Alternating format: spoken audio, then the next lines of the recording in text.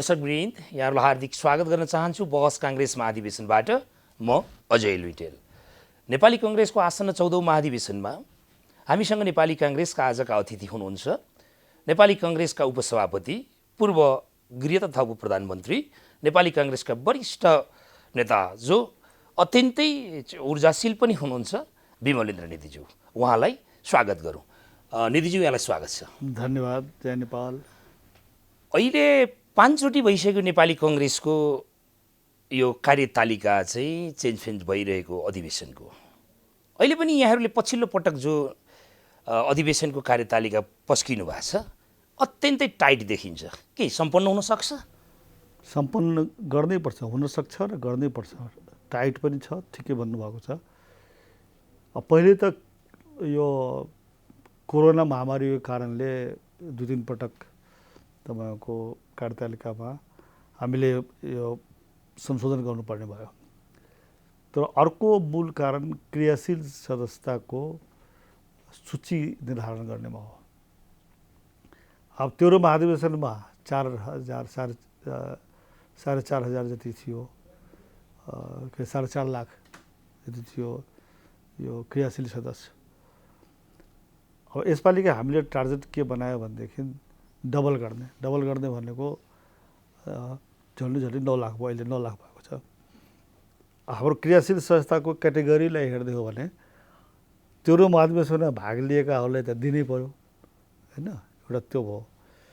नयाँ क्रियाशील संस्थाको सूची कसरी गर्ने भन्दाखेरि 2-3 किसिमको छ।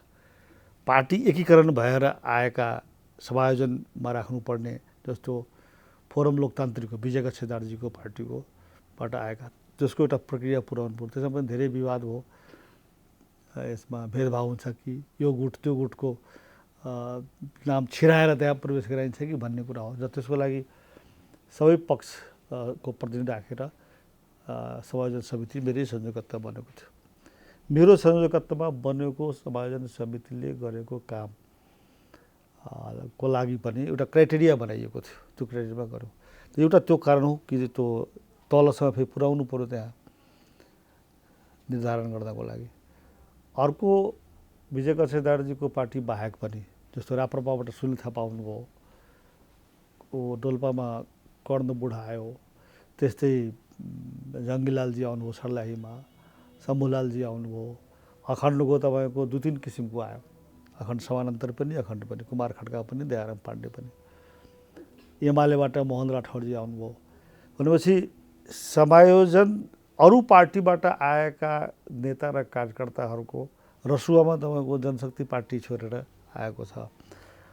उहाँहरूलाई नै क्रियाशील सदस्यता प्रदान गर्नको लागि एउटा सहमतिपूर्ण तरिकाले गर्नु पर्यो। त्यसैमा गुनासो हुन्थ्यो, कहिले जिल्लाको गुनासो, कहिले केन्द्रीय नेताहरूको गुनासो। त्यो कारणले पनि समय लागेकै हो। दोस्रो के छ भनेदेखि यो बाहेक जो नयाँ जेनेरेसनका युवा पुस्ताका साथीहरू छन्, युथ जेनेरेसनलाई पनि यसमा समावेश गराउनु पर्यो भन्ने जुन हाम्रो आशय हो र उहाँहरूको आकर्षण। अहिले तपाईँलाई थाहा छ 9 लाख जति क्रियाशील सदस्यहरूमा मोर देन 35% तपाईँको नयाँ युथ जेनेरेसन आएको छ। पहिले भनिन्थ्यो नि नेपाली काङ्ग्रेसमा युथहरूको आकर्षणै छैन भनेर। आकर्षण नभइसकेको युथहरू कसरी आउँछ? त्यसको लागि पनि समय चाहियो। र यो प्रवेश गराउँदाखेरि सभापतिको उम्मेदवार हुन चाहनेहरूको बिचमा नेपाली काङ्ग्रेसमा चुनाव भयो, प्रतिस्पर्धामा धेरै साथीहरू छु, म पनि छु सभापति उम्मेदवार। सबैको बिचमा एकअर्कामा शङ्का हुने भयो, यो नलुकाइकन भन्ने हो भने के भनेदेखि क्रियाशील सदस्यता समायोजनको नाउँमा होस् कि नयाँ दिने नाउँमा होस्, आफ्नो गुटको मान्छे छिराउन खोजेको हो कि भन्ने आशंका भएकै हो। र त्यसलाई टुङ्ग्याउनको लागि फेरि तपाईँको विधानअनुसार हामीले छानबिन समिति बनायौँ। अब यो सबै प्रक्रियाहरू पुर्याउनुको लागि तपाईँको समय अहिले पनि तपाईँको रसुवाको र रौतहटको 2टा जिल्लाको बाँकी नै छ। भनेपछि यो सब कारणले पनि हो कार्यतालिका तपाईँको पटक संशोधन गर्नु पर्यो। अब अर्को आएर के भएको छ अहिले भनेदेखि यो मङ्सिर मसान्तसम्ममा नै हामीले महाधिवेशन सम्पन्न गर्नैपर्छ। त्यसको संवैधानिक बाध्यता पनि हो। संवैधानिक बाध्यता त पहिले नै 5 वर्ष क्रस गरिसकेको, 6 महिना पनि क्रस गरिसकेको हो। तर यी सब कारणले गर्दाखेरि समय लाग्यो। यतापट्टि सरकार गठन गर्नुपर्ने भयो, त्यो पनि टाइम लाग्यो नि त। मान्छेको ध्यान त्यतापट्टि गयो। ओली सरकारलाई राख्नु हुँदैन, टिकाउनु हुँदैन। 5 दलको गठबन्धन बनाउनु पर्यो, गठबन्धन बनाएर प्रधानमन्त्रीको प्रक्रियालाई अगाडि बढाउनु पर्यो, अदालतमा मुद्दा गयो, राष्ट्रपतिले मान्दिएन, यो सबले टाइम लियो के। तपाईँको ढिलो चाहिँ भएकै हो र ढिलो भएको कारणले गर्दाखेरि कार्यतालिका अहिले जुन आयो त्यो टाइट भएको, थोरै ग्याप राखेर भएको छ। अब असोज यो कार्तिक 27 गते हाम्रो 13 जिल्लाको बाँकी रहेको जुन क्रियाशील संस्थाको टुङ्गो लागिसकेपछि अहिले 13 जिल्लाको लागि कार्तिक 27 गते वडा अधिवेशन, मेरै आफ्नै जिल्ला प्रदेश नम्बर 2 को सबै जिल्ला बाँकी छ। सुर्खेत बाँकी छ, रसुवा बाँकी छ, बाँके बाँकी छ, बर्दिया बाँकी छ। मनपरी क्रियाशील सदस्यता तपाईँहरूले चाहिँ के छ भने वितरणलाई प्रशय दिनुभएको चाहिँ के छ भनेदेखि आरोप प्रत्यारोप सुनिन्छ। अनि यो विवाद त यसै गरी छ। अब यसको जवाब म के दिन्छु भनेदेखि त्यो केही छैन, शङ्का हो। यो शङ्काको शङ्काले लङ्का जलाउँछ भन्छ नि, शङ्का चाहिँ हुँदै भएकै हो एकअर्कामाथि।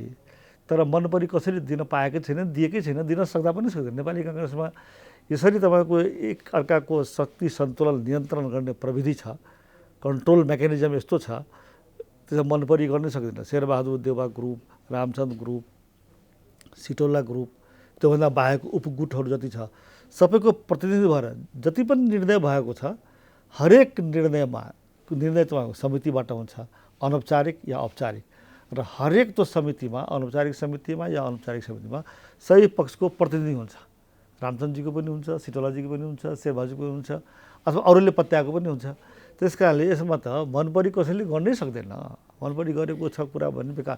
मनपरीको शङ्का चाहिँ लागेको हो, नलागेको होइन। उपसचिवलाई यहाँ अलिकति थोरै रोकौँ।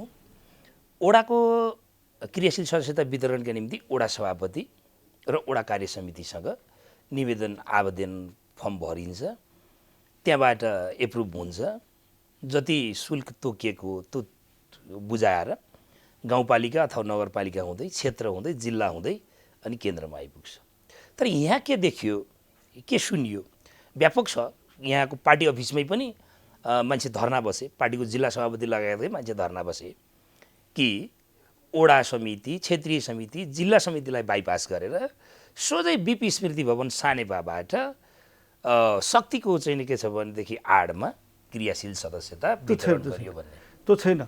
वडा हेर्नुहोस्, यो वडा समितिले दिनुपर्ने सिफारिस गरेर त्यसपछि गएर क्षेत्रले, जिल्लाले जुन हाम्रो प्रक्रिया छ नि, क्रियाशील संस्थाको तलबाट माथिसम्म आइपुग्नु पर्ने जुन प्रक्रिया छ, त्यसको बारेमा गुनासो छ। जस्तो कुनै वडा अध्यक्ष समिति छ, त्यहाँ चाहिँ के भनेको छ वडा अध्यक्षले, यो वडा अध्यक्षले आफ्नो मनपरी गरिदियो। केन्द्रीय समितिले गरेको विषय छुट्टै हो, तपाईँले भन्नु कुरा त्यो कहीँ भएको छैन। जति पनि धर्ना भएको छ, जति पनि गुनासो आएको छ, जति पनि विरोध आएको छ, त्यो भनाले भनिदियो केन्द्रबाट भएको छ भन। तर कहाँबाट जब खोजेर के आयो भनेदेखि वडाले यो वडा समितिकोले अध्यक्षले इन्क्लुडिङ गर्यो, त्यहाँ पहिलेदेखि भएको अथवा हामीले दिएको गरिदिएन। वडाकै विरुद्धमा अर्को वडाको तहको साथी, जिल्लाको साथीको गुनासो छ। त्यस्तै जिल्ला सभापतिको विरुद्धमा अर्को जिल्ला सभापतिको जो प्रतिस्पर्धी थिए या अब जो हुनेवाला छ, उनीहरूको गुनासो छ। त्यस कारणले त्यो तलबाट जुन प्रक्रिया प्रारम्भ हुन्छ र चरणबद्ध रूपमा जहाँ जहाँ जान्छ, ती सबै तहकै बारेमा कसैले छोडिदियो भन्छ, कसैले राखिदियो भन्छ, अनि त्यसैलाई केन्द्रबाट के हुन्छ भने केन्द्रबाट राखिदियो भन्छ। केन्द्र पनि होला केही, तर कतै कतै तपाईँको धोखाले भएको छ भने त्यसको नियन्त्रण भएको छ। त्यस कारणले यी सब कुराहरूको निदान भइसक्यो।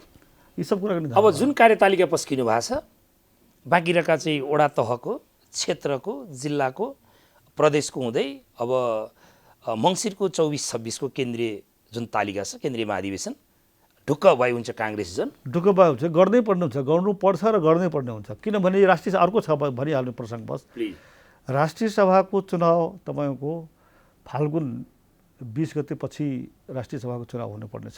किन फाल्गुन 20 गतेमा केही राष्ट्रिय सभाका सदस्यहरूको अवधि सकिँदैछ, उहाँहरूको सदस्यता हट्दैछ, त्यसको ठाउँमा अर्को चुनाव होला। चुनाव आयोगले त्यो भनिसकेको छ। अब त्यसमा के छ भने त्योभन्दा पहिले निर्वाचन आयोगले सबै दललाई निर्वाचन प्रयोजनको लागि दल दर्ता गराउनु पर्ने हरेक निर्वाचनको बेलामा तपाईँको प्रावधान छ, कानुनी प्रावधान छ। त्यसको लागि के हुन्छ भने निर्वाचनको मिति अथवा कार्यतालिकाबाट 25 देखि 35 दिनभन्दा पहिले पूर्व नै तपाईँको गरिसक्नुपर्छ। र यो नाउँ त कार्यसमिति जब तपाईँको विधिसम्मत ढङ्गले बनेको हुँदैन, महाधिवेशन विधिसम्मत ढङ्गले भएको हुँदैन, तब तपाईँको दर्ता हुँदैन। किन दर्ता गर्न निर्वाचन प्रयोजनको लागि दल दर्ता गर्न जब निर्वाचन आयोगले आह्वान गर्छ र त्यो आह्वान अनुसार दल दर्ता गराउन जब जान्छ, त्यो बेलामा केही कागजहरू सँगसँगै पेस गर्नुपर्ने हुन्छ। त्यसमा केन्द्रीय कार्य समिति, प्रादेशिक कार्य समिति या महाधिवेशन विधिसम्मत ढङ्गले भएको छ कि छैन, कानुनमा तोके अनुसार, संविधानमा तोके अनुसार भएको छ कि छैन, त्यसले निर्वाचन आयोगले परीक्षण गर्छ। हो त्यो परीक्षण गर्दाखेरि त्यो छैन भनेदेखि तपाईँको राष्ट्रिय सभाको उम्मेदवार नेपाली काङ्ग्रेसबाट यदि हामी दिन्छौँ भने त्यसले मान्यता नै प्राप्त गर्दैन, चुनाव चिन्ह नै पाउँदैन भने यस्तो किसिमको प्राविधिक समस्याहरू उब्जेको छ र त्यो कानुनविदहरूले हामीलाई त्यतापट्टि ध्यान आकर्षण गराउनु भएको छ। त्यस कारणले यो प्रयोजनको तपाईँको सम्बोधन गर्नको लागि पनि, यो संवैधानिक र कानुनी प्रावधानलाई सम्बोधन गर्नको लागि पनि मङ्सिर मसानभित्रमा तपाईँको हामीले महाधिवेशन सम्पन्न गरिसक्नु नै पर्छ। यो हाम्रो संवैधानिक, राजनीतिक सबै किसिमको बाध्य हो। त्यस कारणले हुन्छ भन्छु म, गर्नुपर्छ। ढुक्क भयो हुन्छ। म ढुक्क भयो हुन्छ। ल, अर्को प्रसङ्गमा छिरौँ। आसन्न 14औं महाधिवेशनमा यहाँले पनि अत्यन्त तामझामका साथ आफ्नो चाहिँ एउटा सम्पर्क कार्यालय स्थापना गर्नुभयो। धेरै जिल्ला सभापतिहरूले त्यहाँ भाग लिए। लाग्छ 77 जिल्लाबाट नेपाली काङ्ग्रेसका नेताहरूको उपस्थिति रह्यो। के पक्का यहाँ सभापतिको उम्मेदवार हो? अब हो नि त, म सभापति हुँदै हो नि, अब पनि तपाईँ प्रश्न छ। म सभापतिको उम्मेदवार हो। 14औं महाधिवेशनमा म सभापतिको उम्मेदवार दिने घोषणा गरिसकेका छु, तयारी गर्दैछु। मैले यो विषय पार्टी सभापति शेरबहादुरजीलाई पनि भनिसकेको छु, रामचन्द्रजीलाई भनिसकेको छु, कृष्णप्रसाद सिटौलालाई भनिसकेका छु, प्रकाशमान सिंहलाई भनेको छु, शशाङ्क कोइरालालाई भनेको छु, सीता देवीलाई भनेको छु। केन्द्रीय समितिका सबै सदस्य र पदाधिकारीहरूलाई मैले अवगत गराइसकेका छु र अवगत मात्रै होइन, कतिसँग समर्थन पनि प्राप्त गर्ने अनुरोध गरिसकेका छु मैले। अब कसैले गर्नु होला, कसैले के गर्नु होला उहाँको कुरा हो। त सबैसँग मैले यो विषयमा छलफल गरिसकेका छु। त्यति मात्रै होइन, यो पहिलो लकडाउनको बेलामा मैले त्यो अवधिलाई प्रयोग गरेर घरमै थिएँ, बाहिर निस्केकै थिएन। त्यो बेला मैले 77 जिल्लाको जिल्ला सभापति, तत्कालीन 240 निर्वाचन क्षेत्र, संसदीय निर्वाचन क्षेत्रका क्षेत्रीय सभापति र 13औं महाधिवेशनमा भाग लिनुभएको करिब 3-3.5 हजार जन महाधिवेशन प्रतिनिधिहरू हुनु छ। मुस्किलले 50-60 जना छुट्नु भएको होला कोही कुनै कारणले। सबैसँग मैले टेलिफोन सम्पर्क गरेर र कति जुन पछि जब रिल्याक्स हुन थाल्यो कोरोनाको, त्यसपछि जब म कहाँ आउनुभयो अथवा म कहीँ जिल्लामा गएँ, उहाँहरूसँग सरसल्लाह गरेर म सभापति उम्मेदवार हुन्छु भनेर सरसल्लाह गरेको छु। सबैले सकारात्मक रूपमा लिनुभएको छ। त्यस कारणले अब मैले सम्पर्क कार्यालय खोलिसकेको छु। तपाईँले तामझाम भन्नुभयो, अब तामझाम शब्दको प्रयोग चाहिँ मलाई गर्ने चलन छ, सजिलो हुन्छ। तर तामझाम भन्दा पनि म के भन्छु भने यो समर्थकहरूको उत्साहको बिचमा मैले सम्पर्क कार्यालय खोलेको छु। तामझाम सहित सम्पर्क कार्यालय खोल्नुभयो भन्ने तपाईँको विशेषण छ। म त्यसलाई कसरी लिन्छु भनेदेखि समर्थकहरूको सहभागिता र उत्साहजनक प्रस्तुति सहित मैले सम्पर्क कार्यालय खोलेको छु।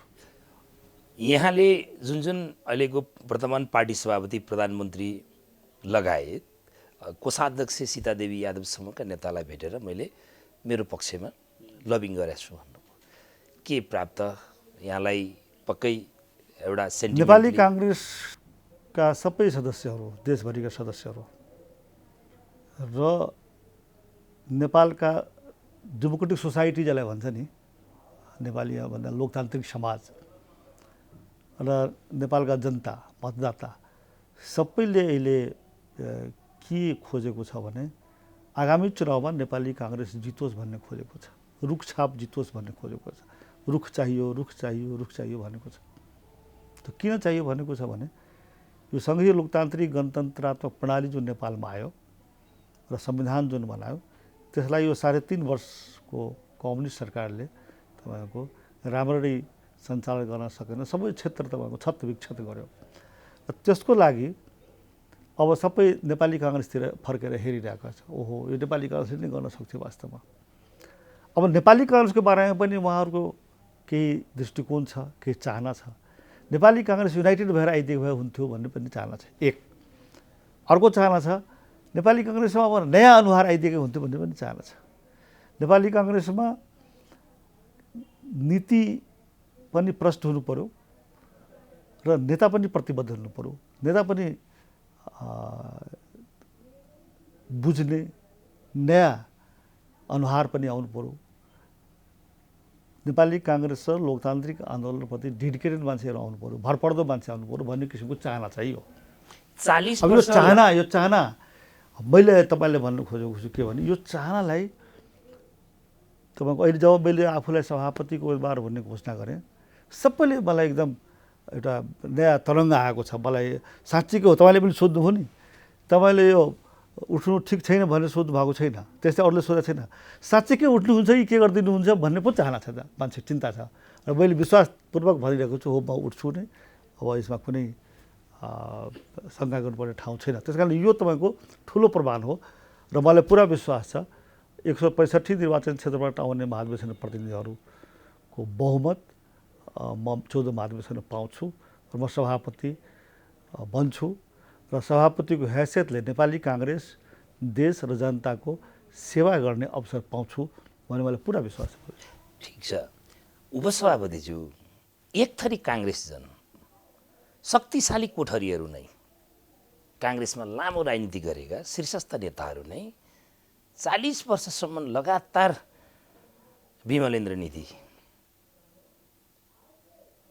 शेरबहादुर देउवासँग नजिक भएको मान्छे अब यो पछिल्लो पटक यतिखेर आएर कहाँ दायाँ बायाँ हुन सक्नुहुन्छ भन्ने मार्केटभरि पनि चर्चा हल्ला छ।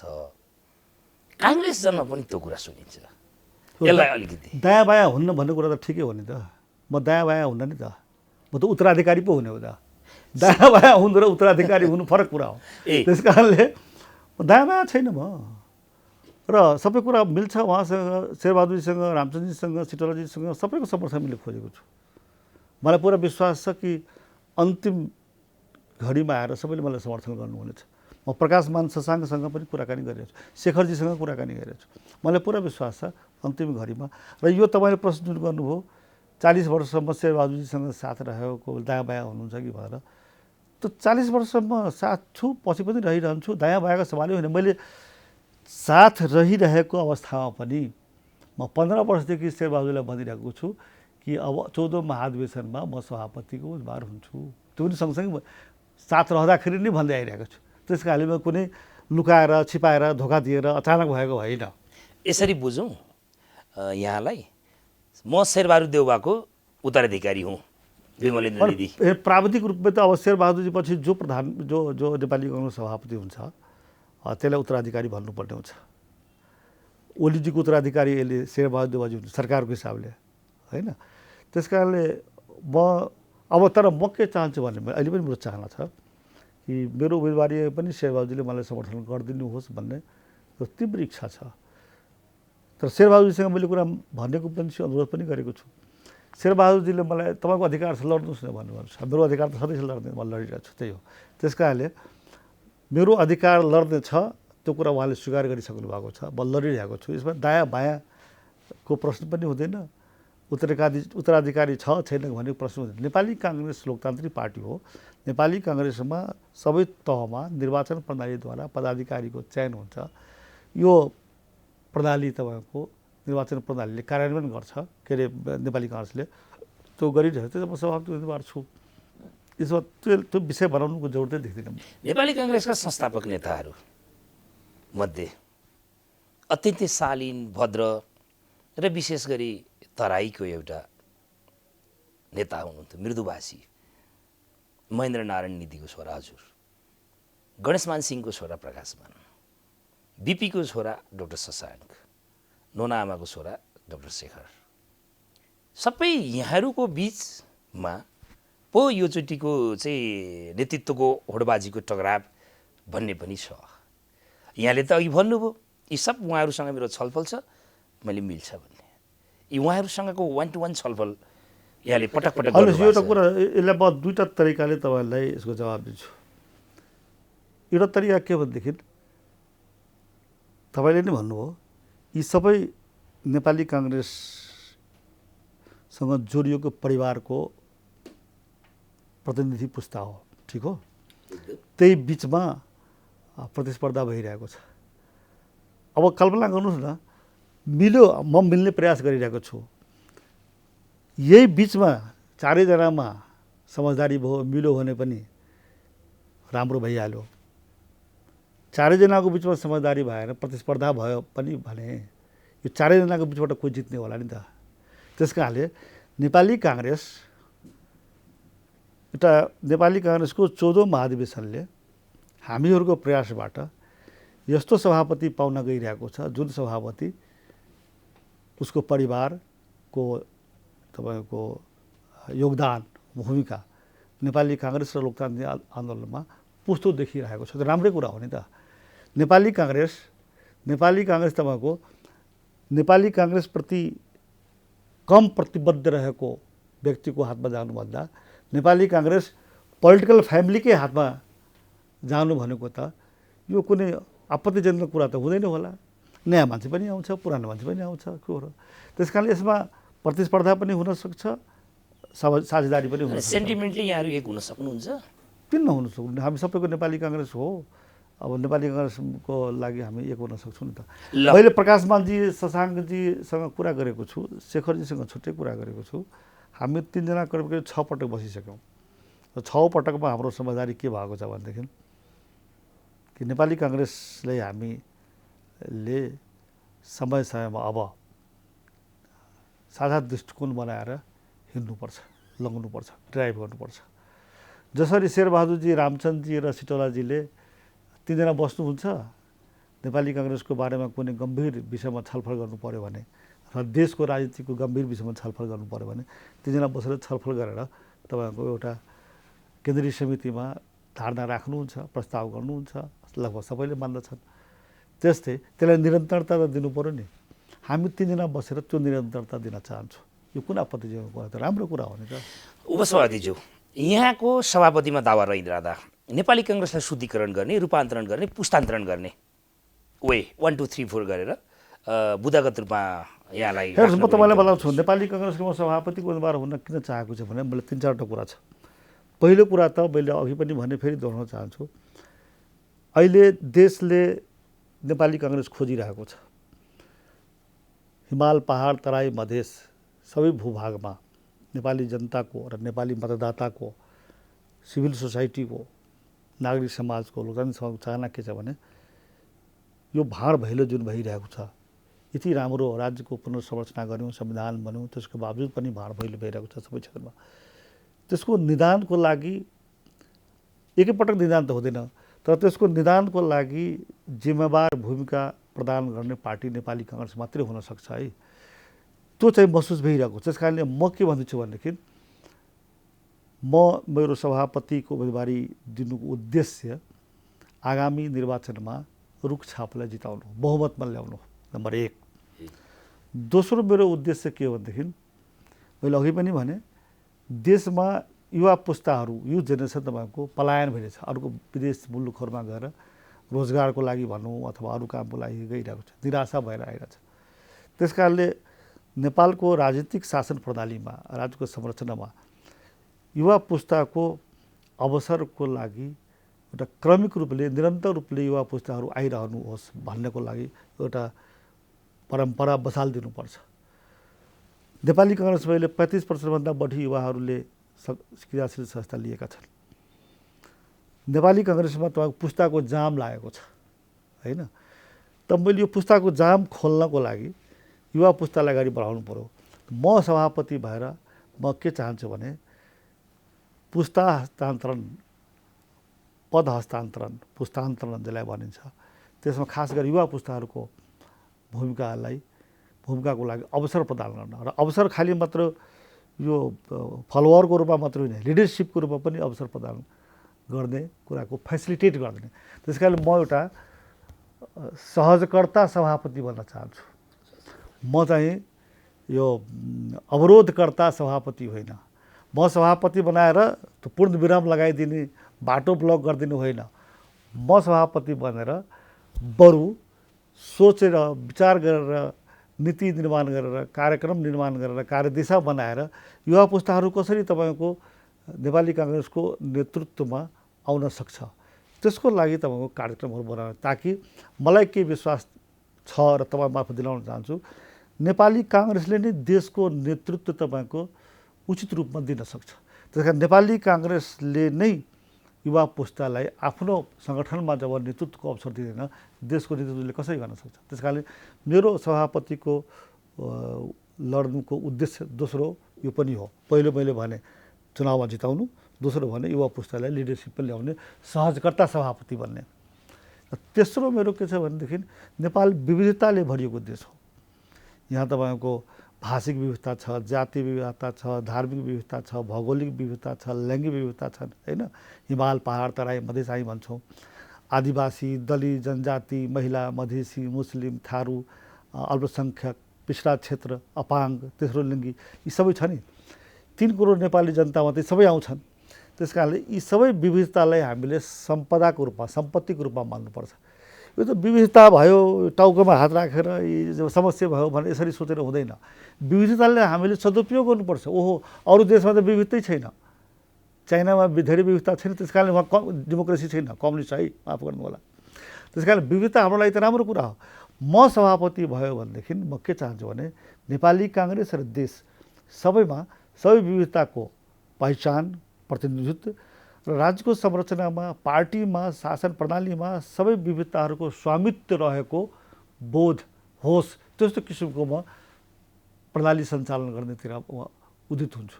र यो कामहरू सभापतिले भन्दा हुन्छ। अब चौथो काममा पनि म एकैचोटि भनिहाल्छु। मेरो उद्देश्य नेपाली काङ्ग्रेसको सङ्गठन सुधार गर्नको लागि पनि आवश्यक छ। आज सङ्गठनको संरचना पनि सुधार गर्नु पर्यो। तर पुगिसक्यो काङ्ग्रेस, कस्तो सङ्गठनको सुधार कसरी गर्ने, संरचनाको सुधार कसरी गर्ने, त्यो अहिले नै मैले रेडिमेड भनेर हुँदैन। म के चाहन्छु भने म सभापति भइसकेपछि पहिले त आम निर्वाचन 3टा तहको तुरुन्तै हुन्छ।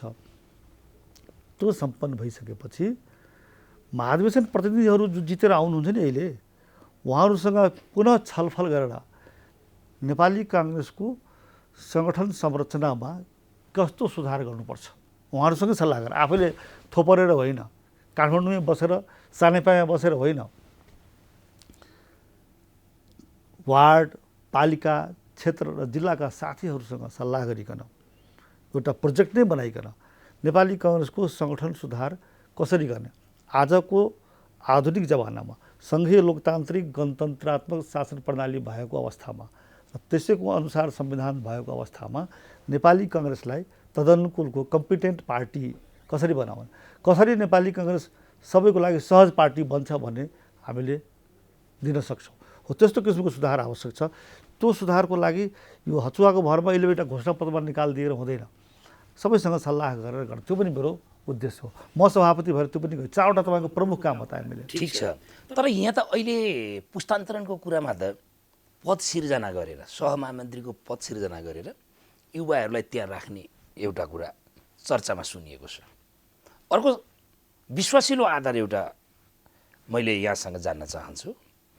गगन थापा, विश्वप्रकाश शर्मा, प्रदीप पौडेल लगायत युवाहरू नाउलिउँ, अहिले धेरै युवाहरू हुनुहुन्छ। तीमध्ये के यहाँसँग अहिलेको प्रवक्ता विश्वप्रकाश शर्मा नजिकिएर यहाँको टिमबाट महामन्त्रीको सम्भावना हो? कोही व्यक्तिको नाम नभनौँ, मसँग नजिक्नु भएको धेरै साथी नजिक्नु भएको छ। अब बाहिर कमलाई केही कुरा थाहा छ, या त फेसबुकमा फोटोमा एउटा निस्क्यो कि नजिकी भन्छन् होइन। प्रायः जसो युवा साथीहरू सबै मसँग नजिक्नु भएको छ र म पनि युवा साथीहरूसँग नजिकिएको छु।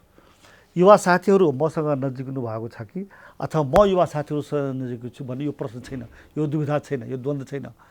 हामी युवा साथीहरू र मेरो बिचमा अत्यन्त सहज तपाईँको सम्बन्ध छ, सम्पर्क छ र मलाई पुरा विश्वास छ जति तपाईँहरू नाम लिनुभएको छ ती सबै साथीहरूसँग मेरो तपाईँको यो 14औं महाधिवेशनको बारेमा पनि छलफल भएको छ, हुन्छ पनि, भइरहेको छ। र अहिले महाधिवेशन प्रतिनिधिहरूको जुन चयन हुने कार्यक्रम छ नि, तपाईँलाई नलुकाइकन, नढाँटिकन बोल्नुपर्दा भन्नुपर्दा के छ भने सबैले प्रतीक्षा गरिरहनु भएको छ कि 165 निर्वाचन क्षेत्रको पहिले महाधिवेशन प्रतिनिधि बनेर आउँ, त्यसपछि छलफल गरौँला। हो, त्यस बेलामा हामी छलफल गर्छौँ र सबैसँग उहाँसँग राम्रो सम्बन्ध छ। हामी कार्यक्रमको अन्तिममा छौँ। आम चाहिँ 165 निर्वाचन क्षेत्रबाटै प्रतिनिधित्व गर्ने महाधिवेशन प्रतिनिधिहरूलाई यहाँको थप अनुरोध मेरो त थप अनुरोध, म त सभापतिको उम्मेदवार छु र म अब हेर्नुहोस् 13वटा जिल्लामा, हिमाली क्षेत्रको जिल्लामा अधिवेशन सम्पन्न भइसक्यो। 13 जिल्ला जिल्लाको हिसाबले 13 जिल्ला, निर्वाचन क्षेत्रको हिसाबले 14वटा निर्वाचन क्षेत्रमा तपाईँको अधिवेशन सम्पन्न भइसकेको छ। महाधिवेशन प्रतिनिधिहरू आइसक्नु भएको छ। त्यस कारणले म आज फेरि तपाईँहरूको माध्यमबाट, म आफ्नो टेलिफोनिक र माध्यमबाट SMS-बाट मैले बधाई दिएको छु, तर तपाईँको माध्यमबाट पनि पहिले निर्वाचित भएर जो महाधिवेशन प्रतिनिधि आइसक्नु भएको छ, जिल्ला सभापतिहरू आइसक्नु भएको छ, क्षेत्रीय सभापतिहरू आइसक्नु भएको छ, उहाँहरूलाई म हार्दिक बधाई र उहाँहरूको कार्यकालको सफलताको शुभकामना दिँदै म 14औं महाधिवेशनमा सभापतिमा लड्छु। मैले 4वटा उद्देश्य मैले भनिसकेँ, ती सबै उद्देश्यको दोहोऱ्याउनु परेन यहाँ। म उहाँ चाहन्छु तपाईँहरूले मलाई समर्थन गर्नुहोस् भन्ने मेरो अनुरोध छ। र अब जुन यो कार्तिक 27 गते 13 जिल्लाको वडा अधिवेशन छ, कार्तिक 30 गते पालिकाहरूको अधिवेशन छ, तपाईँको 3 गते प्रदेश सभा निर्वाचन क्षेत्रको अधिवेशन देशभरिको लागि छ, त्यस्तै मङ्सिर 6 गते देशभरिको बाँकी रहेको महाधिवेशन प्रतिनिधिहरूको लागि क्षेत्रीय अधिवेशन छ, अहिले कार्यतालिका अनुसार। ती सबैबाट आउने साथीहरूलाई म के अनुरोध, अहिलेदेखि अग्रिम अनुरोध गर्न चाहन्छु कि 14औं महाधिवेशनमा यदि तपाईँ साँच्चीकै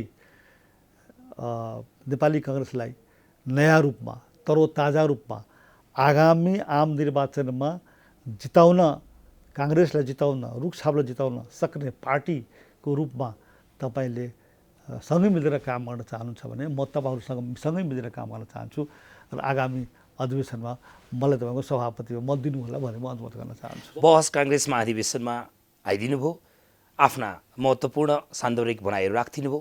नेपाली काङ्ग्रेसको 14औं महाधिवेशन भव्य र सभ्य रूपले सम्पन्न होस् र यहाँले जुन सोच्नु भएको छ त्यसको पनि म कामना गर्दछु। यहाँलाई हार्दिक धन्यवाद। धन्यवाद अजय लुइटेलजी, तपाईँलाई पनि, प्राइम टेलिभिजनका सबै टिभी कर्मीहरूलाई र श्रोता र दर्शकहरूलाई सबैलाई मेरो तर्फबाट धन्यवाद छ।